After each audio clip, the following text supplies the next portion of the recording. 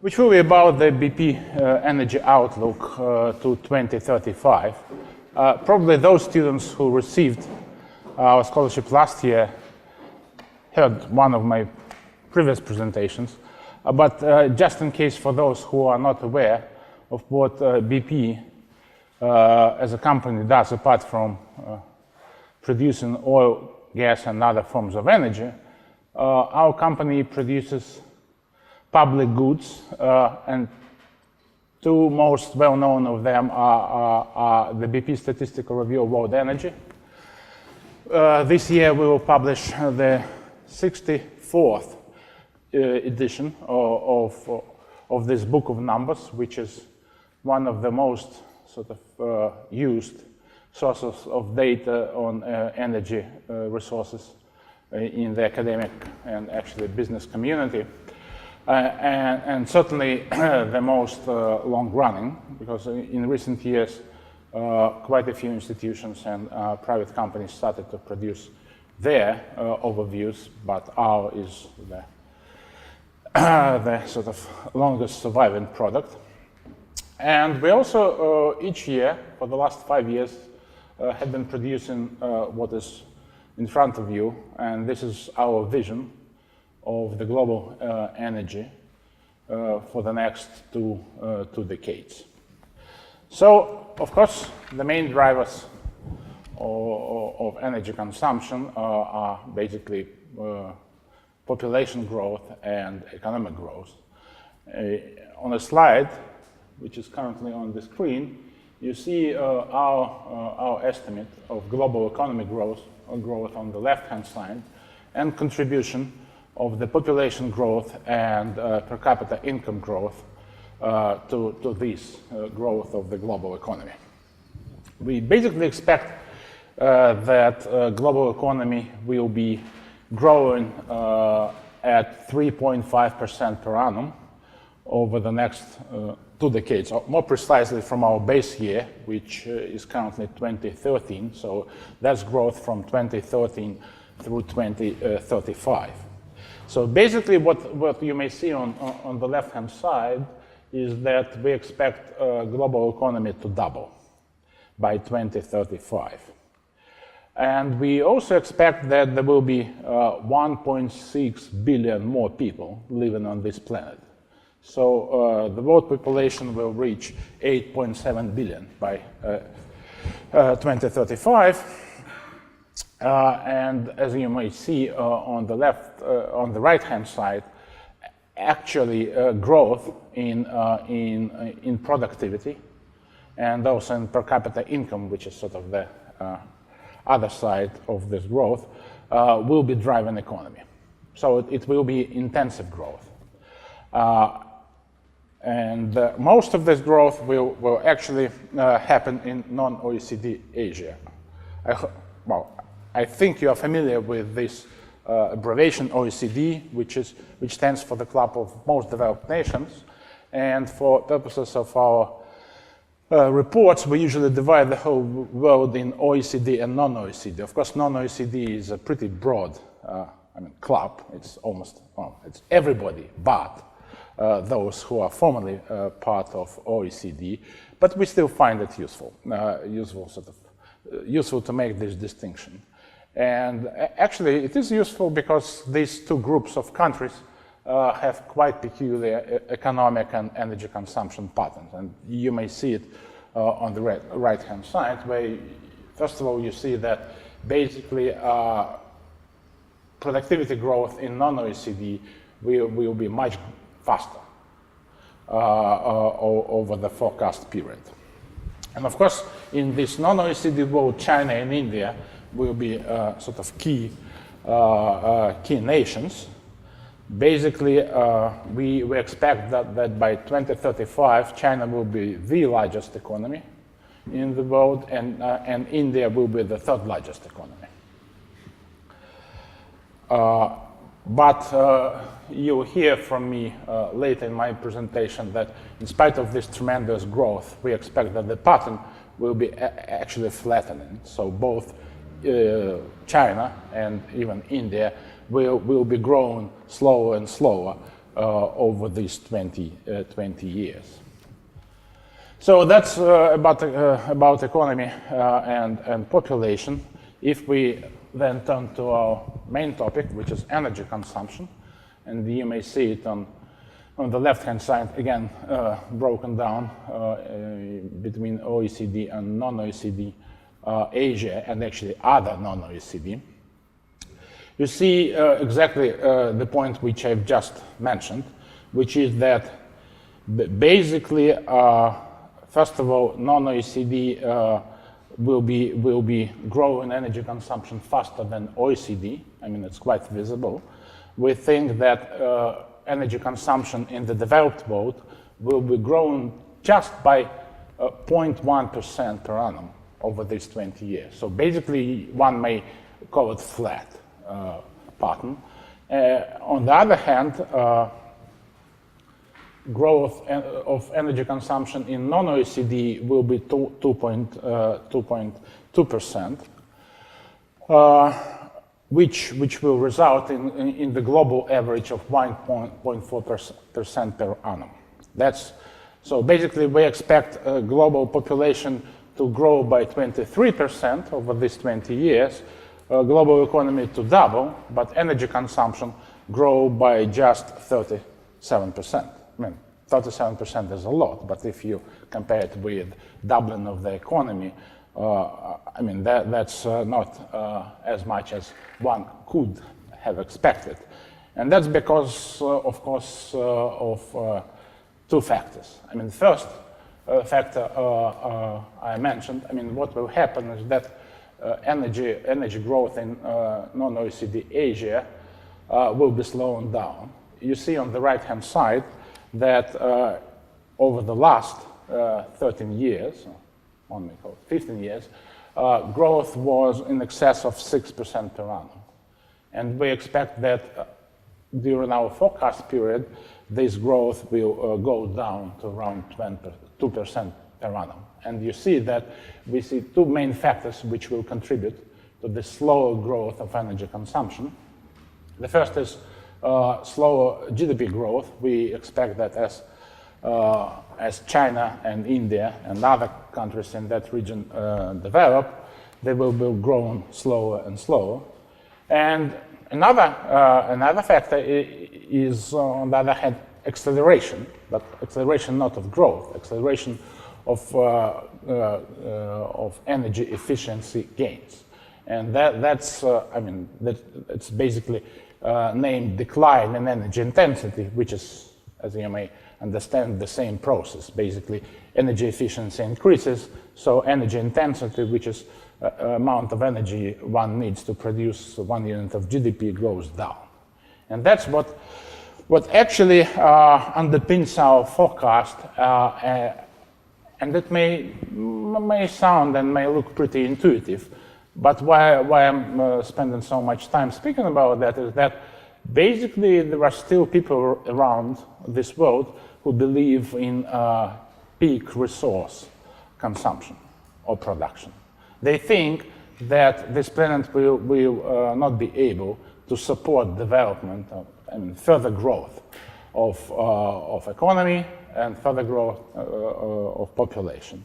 We don't think so. We think that basically technology development, efficiency, which we see growing everywhere, but most importantly in the fastest growing region of non-OECD Asia, this will ensure that the world will produce as much energy as it needs. So in other words, there will be enough resources to support economic growth and actually increases in well-being.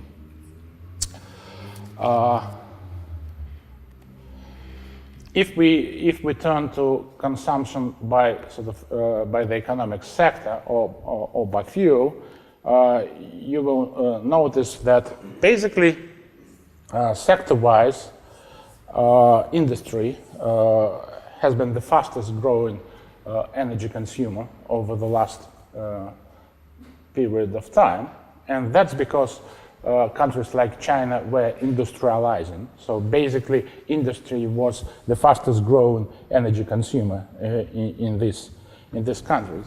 So since 2000, industry energy consumption has been growing by 2.7%. But we expect this growth to slow down to 1.4% over the next 20 years. So again, as industrialization is basically completed and structure of economy in China and India changes towards sort of light industries and towards the services sector, we'll see energy consumption growth flattening. And actually, if we look at the third sector, which is called the other, it's basically residential consumption and services. And we see that actually in our forecast period, this will be this sector with fastest growing energy consumption. Noteworthy, transport. Transport will be growing, but will be growing much slower than other sectors, just by 1.2% per annum. And actually, transport. And a lot of people think about energy, when they think about energy consumption, they think about transport first of all. I mean, because that's what we see on the street, all these cars that consume motor fuel. But basically, actually, transport will be contributing only 15% of growth, of increment in energy consumption over the next 20 years. So it is an important sector, but as far as energy consumption is concerned, it's not the most important. If you look at the right-hand side and look what will happen to individual fuels, you'll see that this slowing of energy growth will affect coal most of all. Again, if you see this dividing line, which is 2013, and if you look at sort of this gray slice, you will see that there was an uptick over the last 13 years. I mean, basically since the beginning of this century. That was very fast growth of coal consumption driven by, again, China's industrializing. Because China is still, and actually will remain, the coal-based economy. But looking forward, that is the fuel whose fate will change most of all. So if before our base year, coal was grown by 3.8% per annum, basically in the forecast period, it will be the slowest growing fossil fuel. Its growth will be, in its consumption will be just 0.8%. Oil will grow a little bit faster by 0.85%. And gas actually will be the fastest growing fuel among all fossil fuels. So gas consumption will grow in our forecast by 1.9% per annum. Of course, renewables, I mean, this sort of brownish slice at the very top of the chart will grow faster than anything else. It will grow by 6.3 per annum, I mean, throughout the whole period. I mean, that's a lot. But because of the very small base, by the end of our forecast period, as you may see on the chart, renewables will not be the leading energy source on this planet. I mean, it's not because we're an oil and gas company and we try to sort of make renewables looking smaller. I mean, that's our earnest forecast based on our expectations of sort of economics of energy production and consumption. So we do expect this part of energy growing pretty fast, but still, again, it will take many more years for renewables to become the leading source. Although, in terms of shares, I mean, starting from the bottom of the slide, which you may see on the screen now, you will see that basically renewables, I mean, these are new types of renewables, will overtake nuclear in the next decade. And actually, by the end of our forecast period, will overtake even hydro. So it will be, I would call the leading energy source among non-fossil fuels. But again, if we look at the global energy balance as a whole, you still see that fossil fuels, coal, gas, and oil will still be providing the bulk of it. Their combined share will go down from 86, which is sort of what they enjoy at the moment, to 81%. But still, I mean, 81% is more than 4/5 of global energy consumption. So again, it's not because we like these fuels, just because that's how this world has been developing so far and will develop further. Of course, this will come not without implications. I mean, carbon emissions is the first thing which comes to mind when people think about still using fossil fuels in the future. And now I'll be speaking specifically about that, because although we are an energy company, we do admit that this energy path is not sustainable. I mean, if anybody believes in climate change, that's not how global energy shall be developing. But I mean, that's what we see in the current policy and technology.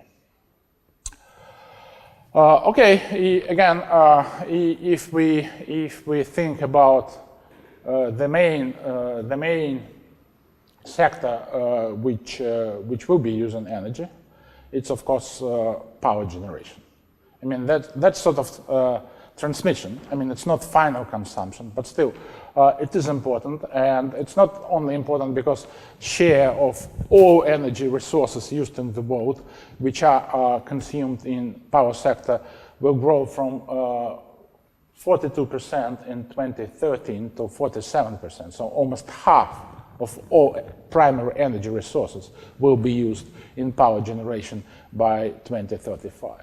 It's also an interesting, actually, sector where competition between all the fuels happen. I mean, on the right-hand side, we sort of present the change in fuel mix in power generation since 1965. And you see, I mean, how visible different periods in power generation were. You see how oil share picked up in the late 60s. And through sort of energy crises of middle 70s. And then you see that oil share has been on constant decline. And actually, I mean, looking at the broader picture, the only two sectors which will still be using oil in any large quantities will be transport and industry. And in power generation, as you may see, oil share is already very low, and it will go next to zero by the end of our forecast period. And the reason is pretty simple. I mean, oil is the most expensive energy resource. So if anybody has any chance of substituting something for oil, he or she will do so. And only in sectors where sort of this substitution is still difficult, and that's these two sectors happen to be petrochemical and transport, I mean, particularly road transport. That's where oil still holds its share. Again, you may see that oil actually was substituted for coal in the 60s. Then coal share has been pretty stable, but it will be sort of declining through the forecast period. And you see that gas share has been growing. Actually, interesting enough, you see that share of nuclear was growing very steep in the 70s and in the 80s, but since then it has declined, and we do expect growth in this sector not resuming. Although actually, unlike some people, we think that nuclear still has its future, and I'll be talking about this when I show you the next slide. And of course, you see that this slice, I mean, renewables contribution to power generation is growing very fast. But still, as I said, its contribution by the end of the forecast period will still be just 11%. And that just because it will take more time to develop these forms of energy. If we turn to production, okay, I was talking about consumption and growth in consumption, but this energy, this incremental energy should come from somewhere. And we, when sort of starting to look at production growth, we again distinguish between sort of growth in traditional resources, energy resources. And by traditional, we basically mean resources about which people have been thinking for many years. And as a sort of other part of the picture, we thought of what we call new sources of energy. And as you may see, we combined in this group renewables and power, which one may call, sort of truly new source. It's solar, it's wind, and that's what people usually have in mind when they think about new sources of energy. But actually, we included two groups of fossil fuels into this group of new sources, and this is shale gas and tight oil. And why we do that is because, as you may see, less than 10 years ago, people were not thinking about these sources of energy. They were not used. And that's why we consider them sort of new types. And if we look at the next 20 years, we'll see that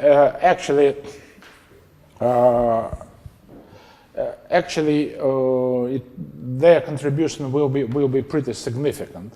And these three types of new energy combined will contribute 45% to global increment of energy production. So basically, again, just 10 years ago, nobody was thinking about something which would contribute almost half of energy production increment over the next 20 years. I mean, that basically an indication of how fast the sector is changing. And not just in renewables, but also in actually traditional oil and gas industries. If we look at sort of whether this new source of oil and gas has the resource base, an answer is on this slide. I mean, on the right-hand side picture, and yeah, technical recoverable resources of shale gas and tight oil are pretty significant. You may see that basically there is plenty of shale gas around this world, and there is quite significant resource base for tight oil, not just in North America, where the shale gas revolution and tight oil revolution started, but everywhere. But I mean, in our outlook, we still think that although resource base is present in all corners of the world, North America will still be the main region where these resources will be used. We basically think that by the middle of the next decade, by middle 20s, North America will use half of its technically recoverable tight oil resources and 30% of shale gas resources. I mean, which shows how quickly this region develops these new types of energy. I mean, sort of to compare this with something else, growth or utilization of this resource base in the rest of the world will be just 3% for tight oil and 1% for shale gas. Which basically, again, is just the way of saying, I mean, resources are everywhere, but they are used and they will still be used primarily in North America. And again, that's a pretty sort of extensively discussed topic, why it happens only in North America. I would leave it to questions, Q&A period, but basically, I mean, we do not expect any. We expect some, but we do not expect as significant development of shale gas and tight oil outside of North America as it happened there. And of course, if we look at renewables, and you may see on the left-hand side that it will not be just US. It will be European Union, of course, the champion of renewable energy, but also actually China.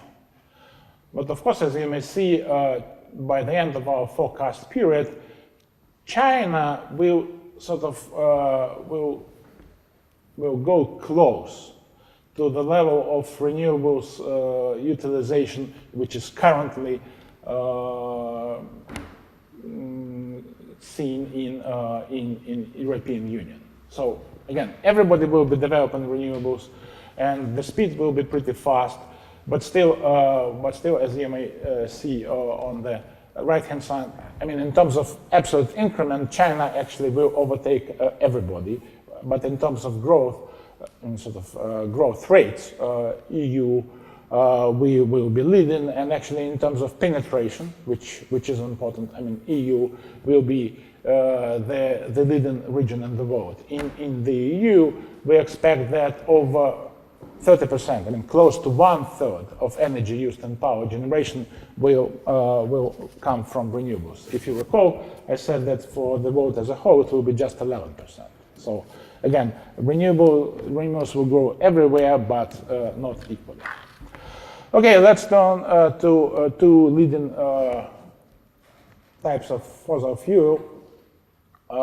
Oil, actually, when we say oil, we usually imply all types of liquid fuel. So it's biofuel, it's natural gas liquids, and other types of liquid fuel.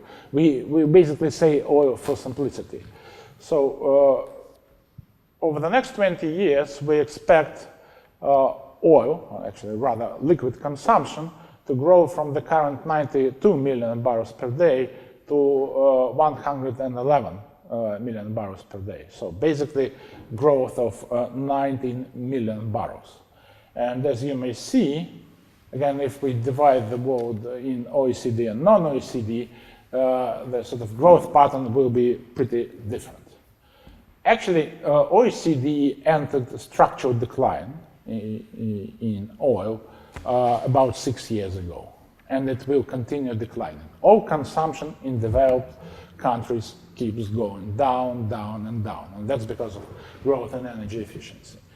So basically, we expect that oil consumption in OECD will go down by 6 million barrels per day over the next 20 years, which will be more than offset by growth in non-OECD. You see this third column. So growth there will be 25 million barrels per day, which will give net increase of 19 million barrels per day. So if we turn to the supply side, I mean, where this incremental oil will come from, again, you'll see there the distinction is not OECD versus non-OECD, it's OPEC versus non-OPEC. I mean, for obvious reasons, I won't spend much time on explaining this distinction, but again, if there are questions, I'll be happy to answer them. Anyway, so looking at the right-hand side of this oil balance, you'll see that we expect growth of around 13 million barrels per day in non-OPEC, and only around, I mean, close to 7 million barrels per day in OPEC. So basically, again, you know what is currently happening at the oil market. Again, of course, I have another presentation to explain what happens in the oil market, what is likely to happen, but that's not part of this forecast, so let's leave it again for the question period if you're interested in it. But anyway, so looking for the long-term future, we see that in OPEC, actually, this 7 million barrels per day increment will come from growth in natural gas liquids. You see this red part of the column, and natural gas liquids is something which is not, which doesn't have quota in OPEC production. You know that OPEC has production quotas, and it doesn't cover NGLs. And if we look at this light blue crude oil, part of the column, basically it will primarily come from Iraq. So I said that this total increment in OPEC production will be 7 million barrels per day. So out of the 7, 3 will come from natural gas liquids, NGLs, and 2 from Iraq. So basically, again, why I sort of combine Iraq and NGLs is because Iraq also doesn't have quota. I mean, OPEC has quota for everybody but Iraq since the first war in the Gulf. So that's an interesting point, that basically as far as as far as production of oil which has quota is concerned, there is not much growth that one might expect. And of course, if we turn to, look in more detail at what sources will contribute this sort of non-OPEC growth, you'll see that over the next 5 years, through the end of this decade, US will dominate. You know that oil production in the US has been constantly breaking country record and actually world record year after year, and we expect this to continue for at least 5 more years. And basically, if you look at sort of overall picture, not just tight oil, you'll see that tight oil will be one of the leading parts of growth. OPEC coal and OPEC crude, according to our forecast, shall go down over the next 5 years. That's the reality with which cartel will have to live with, although, as you know, they fight it. And sort of basically NGLs and tight oil will be contributing 2/3 of growth. But if we look at sort of the next 15 years, the situation changes for the better. For the better as far as OPEC is concerned. We think that because we do not expect much of growth in tight oil production outside of North America, which is basically outside of the US, and because US will utilize half of its technically recoverable resources by the middle of the next decade, we don't expect, as fast growth in tight oil production in the US in the 30s as we have now. So basically, that's when the call on OPEC oil will start growing again. And basically, as far as the current situation on the market is concerned, that's what we have as a hope for OPEC. We do tell them that, yeah, your oil will be needed. Sorry guys, not over the next 5 years, but after all, if you manage to live through this period, your oil will be required again. If we turn to sort of oil trade, that's again an interesting thing which is changing in the world. On the left-hand side, you see that, of course, North America becomes net exporter. That was the region which used to import oil. We expect that by the early next decade, or actually over a few next years, North America will become net exporter of oil. And we also see how fast the share of Asia Pacific in oil imports growth. Actually, by the end of our forecast, we think that this region, Asia, will be contributing 80% of all inter-regional net imports. So basically, all oil will be going to Asia, basically to the Pacific Rim countries, and Europe will still be importing quite a lot of oil, but it will be like 20% of net imports. So Asia will account for 80% of net imports and Europe for 20%. And in terms of sort of input dependence, you see that US becomes a net exporter of oil by the end of this period. Previously, I was talking about North America as a whole, but here you see that America becomes net exporter of oil, but import dependency grow tremendously in both China and India. So basically, by the end of our forecast period, China will be importing 75% of oil this country will be consuming, and for India, this share will be even higher. It will be 90%.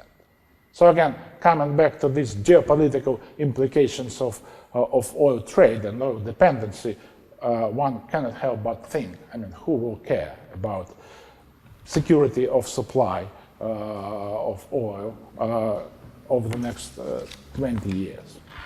Okay, let me switch to natural gas. As I said, it will be the fastest growing fuel.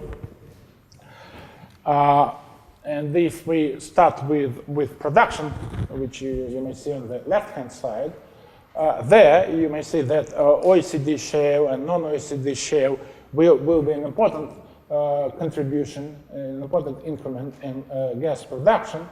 But one thing which is important to mention in this country, in Russia, which is, you know, is still a large producer of gas, is that 80% of gas supply increment over the next 20 years will come not from unconventional gas.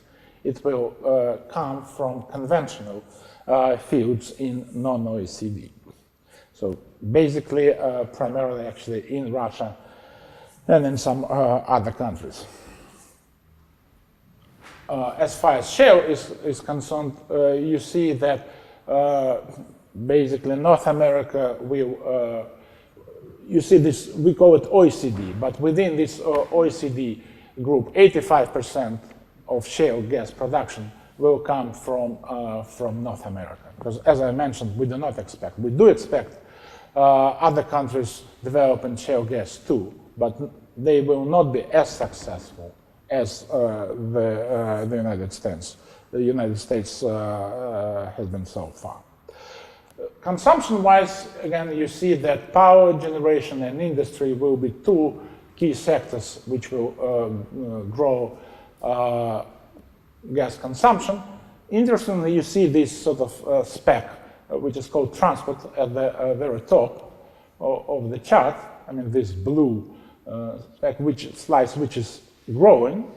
But as you may see, again, by the end of the forecast period, in spite of sort of fast growth of gas, LNG, basically, use in road transportation in the US and in other parts of the world, again, this sector will not be a big consumer of gas, at least through the next 20 years. If we sort of put numbers of this on this total growth, we basically say that total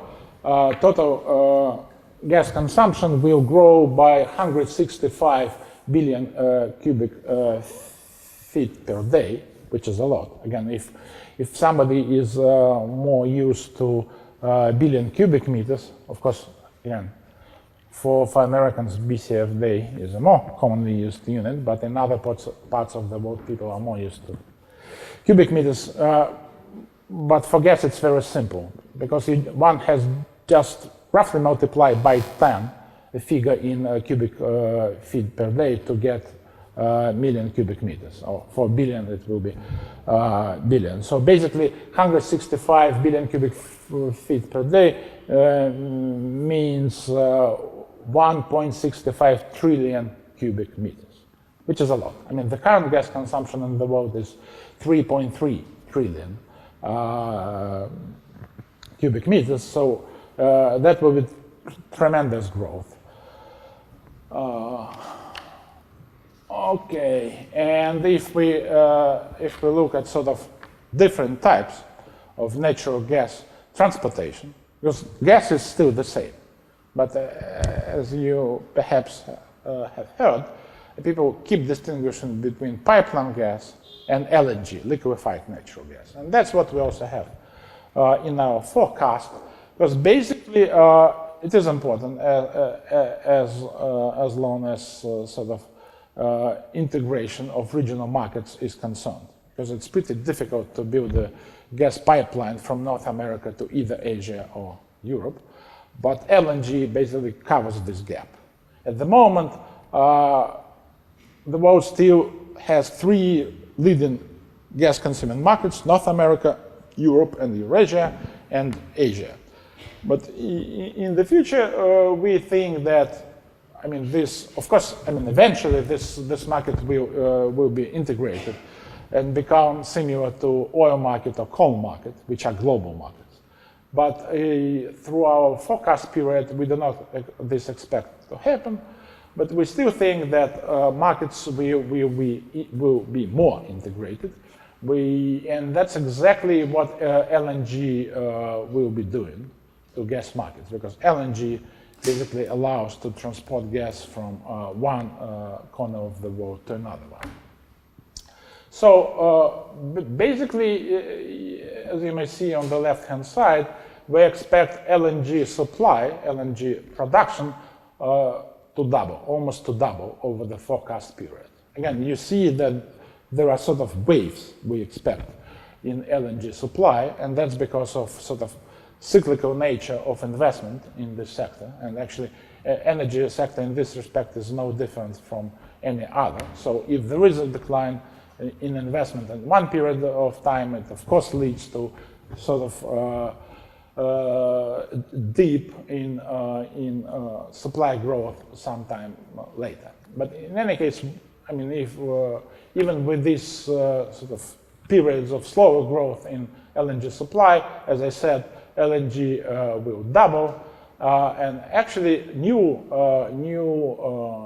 regions, new countries will become important players on this market. At the moment, Qatar is the leading exporter of LNG in the world, but by the end of this forecast period, we actually see Australia, US, and Africa all overtaken Qatar. So by 2035, we expect that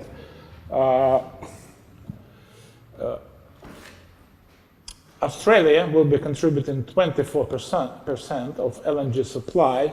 Africa will be contributing, sort of supplying 21%, and the US 18%.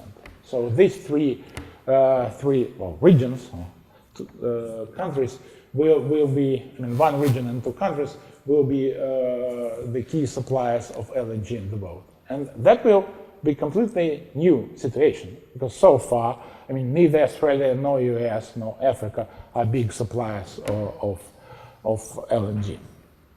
Again, in terms of shares of trade, you may see on the right-hand side that because of this growth, LNG will overtake pipeline trade. At the moment, as you may see, pipeline trade dominates, but by the end of forecast period, we expect that its share will go below share of LNG in total trade.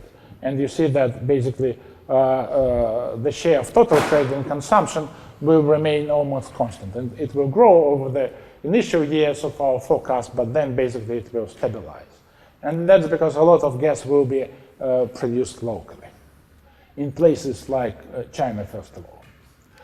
Again, in Russia and actually in other parts of the world, a lot of people are thinking about gas future of Europe.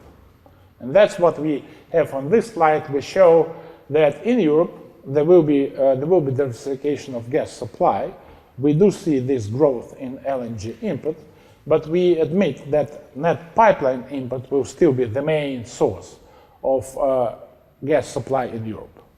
You see that indigenous production, domestic production, this red bars, this production will keep going down. There is no way that Europe will be able to maintain current levels of gas production.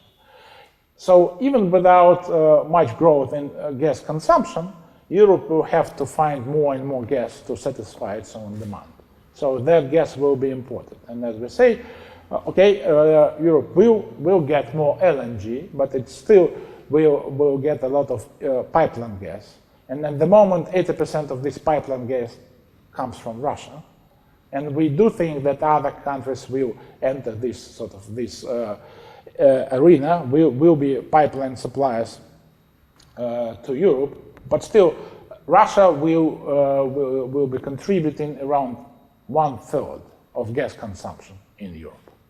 And that's the fact which, again, we have to learn living with. So in spite of all political attempts, we just don't see how Europe can become much less dependent on Russian gas relative to what this region has at the moment.